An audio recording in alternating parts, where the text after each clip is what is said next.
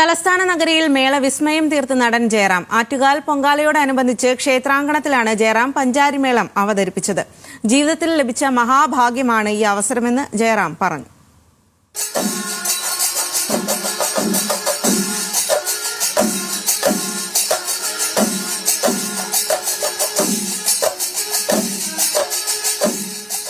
തലസ്ഥാന നഗരിയിലെ മേളപ്രേമികൾ ഒന്നാകെ ആറ്റുകാൽ ക്ഷേത്ര സന്നിധിയിലേക്ക് ഒഴുകിയെത്തി. ചെമ്പടവട്ടങ്ങളെ അടിസ്ഥാനമാക്കി നടൻ ജയറാം 5 കാലങ്ങളിൽ കൊട്ടിക്കയറി.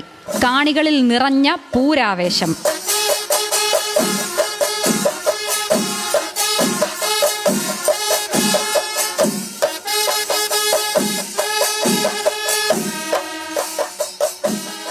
ചോറ്റാനിക്കര സത്യനാരായണ മാരാരുടെ വാദ്യസംയോജനത്തിൽ 101 കലാകാരന്മാർ ജയറാമിനൊപ്പം അണിനിരന്നു.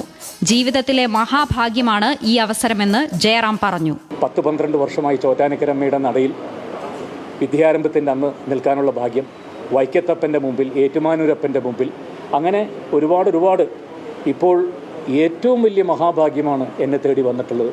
സാക്ഷാൽ ആറ്റുകാലമ്മയുടെ മുമ്പിൽ, അതും ലോകം മുഴുവൻ അറിയപ്പെടുന്ന ഇത്രയും വലിയ ഒരു ഉത്സവ മാമാങ്കം.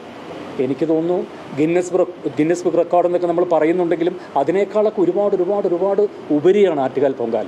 ജനമനസ്സുകളിൽ പൂരപ്പെരുമഴ പെയ്ച്ചാണ് പതികാലത്തിൽ തുടങ്ങി പഞ്ചാരിയിൽ മേളം അവസാനിച്ചത്.